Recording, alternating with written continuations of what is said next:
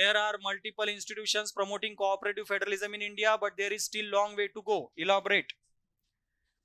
भारतात सहकारी संघराज्यवाद वाढवण्यासाठी अनेक संस्था कार्यरत आहेत, तरी अजून बरेच काम बाकी आहे. यावर सविस्तर चर्चा करा. ओके, म्हणजे या ठिकाणी तुम्हाला काय संस्था विचारल्यात? पहिले तर संघराज्य जे कोऑपरेटिव्ह फेडरलिझम आहे, सहकारी संघराज्यवादाच्या काही संस्थांचे नाव आणि थोडं 2-2 लाईन त्यांच्याबद्दल लिहायचं. जास्त एक्सप्लेनेशन लिहायचं नाही. फक्त नावं मेन्शन नका करू, थोडंसं लिहा त्याच्याबद्दल, कारण क्वेश्चन मध्ये क्लिअर कट बोललेलं आहे. अनेक संस्था कार्यरत आहेत, परंतु बरेच काम बाकी आहे. म्हणजे अजूनही सहकारी संघराज्याबद्दल बरंच काम बाकी आहे एवढ्या संस्था असून सुद्धा. तर तुम्हाला थोडेसे टीका पण द्यायचे आहे की सहकारी संघराज्यवाद भारतामध्ये अजून पूर्णपणे का सक्सेसफुल नाही, त्याचे तुम्हाला काही पॉइंट्स द्यावे लागतील आणि त्यानंतर सोल्युशन्स द्यावे लागतील. तर 3 हेडिंग या ठिकाणी आपले बनतात.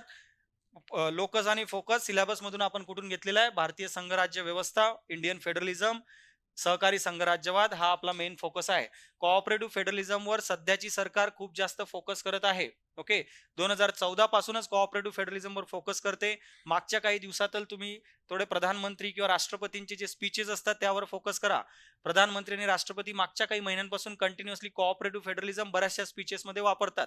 ठीक आहे, आयोग अशा गोष्टींवर फोकस करत असते की सरकार कोणत्या गोष्टीवर फोकस करत आहे.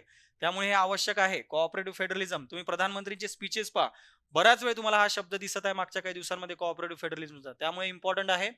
इंट्रोडक्शन, भारतीय संघराज्याची मूळ तत्वे भारतीय संविधानात दिसतात, जसे की कलम 263. हालाकी ते आपण पुन्हा आंतरराज्य परिषद बद्दल समोर लिहिणार आहे. अशा संस्था केंद्र राज्य सरकारमध्ये संवाद आणि सहकार्य वाढवण्यासाठी प्रयत्न केला आहे. भारतात सहकारी संघराज्य हा एक असा संकल्पना आहे जिथे केंद्र राज्य एकत्रितपणे येऊन देशाच्या सर्वांगीण विकासासाठी कार्य करतात. तुम्ही डायरेक्टली हे जरी लिहिलं तरी चालते, संघराज्य सहकारी संघराज्याची जरी डेफिनेशन लिहिली तरी या ठिकाणी सफिशियंट आहे. ओके, त्यानंतर जे इम्पॉर्टंट आहे ते हे सहकारी संघराज्याला वाढवणाऱ्या संस्था. पहिले संस्थांचे एक 2-4 संस्थांचे नावं, जास्त नाही, एक 3-4 संस्था लिहा, त्याचे 2-2 लाईन्स त्याच्याबद्दल इन्फॉर्मेशन लिहायची. फक्त नाव मेन्शन करू नका. क्वेश्चन मध्ये स्पेसिफिकली दिलेलं आहे संस्थेबद्दल, तर ऍटलीस्ट 2-2 लाईन तरी त्यांच्याबद्दल लिहा.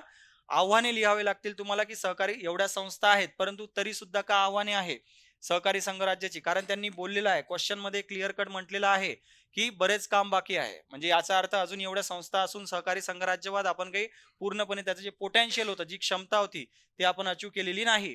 आणि शेवटी तुम्हाला त्या ठिकाणी द्यायचे आहे की सुधारणा उपाय, तुम्ही काय उपाय करू शकता ते पण आपण मेन्शन करू शकतो. ठीक आहे, चला एक 3-4 मिनिट घ्या, त्यानंतर एक लास्ट 4-5 मिनिट्स मध्ये मी डिस्कस करेल. आपला वेळच होऊन जातो. चला एक 3-4 मिनिट, जेवढं फास्ट होईल तेवढे फास्ट पॉईंट बनवण्याचा प्रयत्न करा. चला डिस्कस करूया, वेळ संपत आला, लास्ट 5 मिनिट्स आपले बाकी आहेत. सहकारी संघराज्यात वाढवणाऱ्या संस्था, काही संस्थांचे नाव आपण इझिली सांगू शकतो की आपल्याकडे आंतरराज्य परिषद आहे कलम 263 मध्ये, राईट, ज्या ठिकाणी केंद्र आणि राज्य सरकार सोबत मिळून काम करते. तिथे प्रधानमंत्री सुद्धा असतात, प्रत्येक राज्याचे मुख्यमंत्री सुद्धा असतात आणि बरेचसे कॅबिनेट मिनिस्टर सुद्धा त्या ठिकाणी असतात. राष्ट्रपतींनी स्थापन केलेली ही संस्था असते. ओके, हे जे कोणकोणते प्रॉब्लेम्स असतील, काही समस्या असतील केंद्र आणि राज्यातला, त्याला डील करण्यासाठी ही संस्था बनवलेली आहे. ठीक आहे, एक संस्था आपण ही लिहू शकतो. त्यानंतर आपल्याकडे नीती आयोग पण आहे. नीती आयोग आत्ताच पाहिला आपण, त्यामध्ये गव्हर्निंग काउन्सिल आहे. मी आत्ताच बोललो ना आपण नीती आयोगाबद्दल. प्रधानमंत्री असतात, त्या ठिकाणी वेगवेगळ्या राज्यांचे मुख्यमंत्री असतात, तिथे पण आपल्याला सहकारी संघराज्यवाद दिसून येतो. रिजनल काउन्सिल पण असतात नीती आयोगमध्ये, आपल्याला माहित आहे, क्षेत्रीय परिषद. ओके, तिथे पण आपण पाहिले, आत्ता सांगितलंय मी ती गोष्ट, तिथे पण सहकारी संघराज्यवाद तुम्हाला दिसून येतो. त्यानंतर आपले झोनल काउन्सिल माहित आहे ना, झोनल काउन्सिल आहे का नाही? आपले जे विभागीय परिषद ज्याला आपण म्हणतो, ज्या ठिकाणी वेगवेगळे झोन्समध्ये, क्षेत्रांमध्ये, विभागामध्ये भारत वाटप केलेला आहे. पूर्व, पश्चिम, उत्तर, दक्षिण, मध्य आणि एक ईशान्य. ओके, उत्तर पूर्व. तर आपले एवढ्या 6 क्षेत्रांमध्ये भारत विभागला गेलेला आहे. त्याचे अध्यक्ष कोण असतात? क्षेत्रीय परिषदेचे गृहमंत्री असतात आणि वेगवेगळ्या राज्यांचे मुख्यमंत्री त्या ठिकाणी असतात. एक मुख्यमंत्री त्या ठिकाणी व्हाईस प्रेसिडेंट असतो, उपाध्यक्ष असतो, राईट. तर तिथे सुद्धा तुम्हाला सहकारी संघराज्यवाद दिसते. ओके, तर आपल्याकडे मल्टिपल संस्था आहे ज्या ठिकाणी तुम्हाला सहकारी संघराज्यवाद दिसतो. तरी सुद्धा एवढं असून पण आपल्याला आव्हाने आणि मर्यादा, कारण कोणकोणत्या एवढ्या सहकारी संघराज्याच्या वेगवेगळ्या मर्यादा आपल्याला दिसून येतात. ह्या ज्या वेगवेगळ्या संस्था आहेत, अजूनही यामध्ये केंद्राचं वर्चस्व दिसून येते आपल्याला. नीती आयोगमध्ये शेवटी ते एक फक्त शिफारसी करणारी संस्था आहे, तिथे खूप काही निघत नाहीये, त्यामुळे केंद्राचं वर्चस्व त्या ठिकाणी दिसून येते. आंतरराज्य परिषद, त्याची स्थापनाच होत नाहीये, किती वर्ष झाले. राष्ट्रपती स्थापना करतात ना त्याची, आणि ते काही परमनंट बॉडी नाहीये. राष्ट्रपती वेळोवेळी त्याची स्थापना करतात. किती वर्ष झाले राष्ट्रपतींनी आंतरराज्य परिषदेची स्थापनाच केलेली नाहीये, मग ते कसे चांगले काम करतील? मग या संस्थांचा तेवढा उद्देश राहिलेला नाहीये. या संस्था असून सुद्धा आपल्याला केंद्राचं वर्चस्व दिसते बऱ्याचशा गोष्टींमध्ये. जसं की कलम 356चा वापर, राष्ट्रपती राजवट, ठीक आहे, तिथे सहकारी संघराज्यवाद आपल्याला प्रॉब्लेम दिसतो. त्यानंतर जो कलम 3चा वापर केला गेला जम्मू काश्मीरच्या बाबतीमध्ये आपल्याला माहित आहे, आणि आंध्र प्रदेशच्या बाबतीमध्ये तेलंगणा वेगळा काढला होता, राईट. त्यावेळेस आंध्र प्रदेशला विचारलं होतं, आंध्र प्रदेशच्या असेंब्लीने रिजेक्शन नाही म्हटलं होतं बनवायला, तरी बनवला गेला. जम्मू काश्मीरच्या वेळेस त्यांच्या असेंब्लीला विचारलंच नाही, आणि त्या ठिकाणी आपल्याला माहित आहे त्याचं केंद्रशासित प्रदेश त्याचा करून टाकलेला आहे. त्यामुळे सहकारी संघराज्याला इथे सुद्धा आपल्याला चॅलेंज दिसून येतो. त्यानंतर जे फायनान्स कमिशन आहे त्यामध्ये अजूनही आपल्याला दिसून येते की केंद्र सरकार डिसाईड करते सगळं फायनान्स कमिशनच्या बाबतीमध्ये. तो मुद्दा लिहू शकतो. आता 16वा फायनान्स कमिशनचा रिपोर्ट, ठीक आहे, आता माहिती आहे आपल्याला दिलेला आहे. 16वा फायनान्स कमिशनचा रिपोर्ट सबमिट केलेला आहे. त्यामध्ये सगळं काही केंद्र सरकार ठरवत आहे, राज्यांकडे तो अधिकार नाही आहे, ठीक आहे. त्यामुळे सहकारी संघराज्यवाद आपल्याकडे प्रॉब्लेम आहे. जे अधिकारांची विभागणी झालेली आहे, केंद्र सूची, राज्य सूची, समवर्ती सूची. केंद्र सूचीमध्ये जास्त विषय आहेत 100, राज्य सूचीमध्ये तर 61च दिलेत. मग एवढा फरक आपल्याला दिसतोय. त्यामुळे अधिकार तर केंद्र सरकारकडेच आहे. मग त्या संस्था असून सुद्धा बरंच काही करण्याचं बाकी आहे. मग काय करू शकतो उपाययोजना?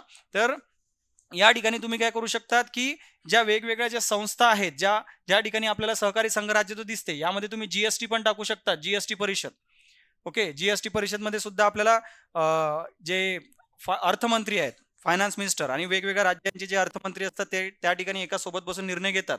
तर मग ह्या ज्या वेगवेगळ्या संस्था आहेत या संस्थांमध्ये राज्यांचे अधिकार थोडेसे वाढवणे हे आवश्यक आहे. जसं जीएसटी काउन्सिलमध्ये केंद्र सरकारकडे 1/3 निर्णय असतो, राईट. आपलं झालंय आता हे मी पुन्हा सगळं एक्सप्लेन नाही करू शकत. जीएसटी काउन्सिलमध्ये केंद्र सरकारकडे 1/3 निर्णय घेण्याचा अधिकार असतो. 2/3 वोटिंग पॉवर हे राज्य सरकारची असते, परंतु पूर्ण निर्णय घेण्यासाठी 75% लागत असतात. त्यामुळे ओव्हरऑल केंद्राकडे वेटो असतो. तर त्या ठिकाणी तुम्ही थोडासा राज्यांचे अधिकार वाढवू शकतात. या ज्या वेगवेगळ्या संस्था ज्या स्थापन केल्या जातात सहकारी संघराज्यासाठी, त्याची स्थापना वेळोवेळी व्हायला पाहिजे. जसं की आंतरराज्य परिषद, त्याची वेळोवेळी स्थापना होणे आवश्यक आहे.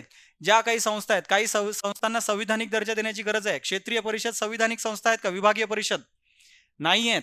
विभागीय परिषद जे आपण म्हणतो झोनल काउन्सिल, हे कायद्याने स्थापन केलेले आहेत. 1956चा जो कायदा आहे त्यांनी स्थापन केलेला आहे. त्या संविधानिक संस्था नाहीत, वैधानिक संस्था आहे. त्यांना संविधानिक दर्जा देण्याची गरज आहे, जेणेकरून ते अजून अजून थोडेसे जास्त काम करतील.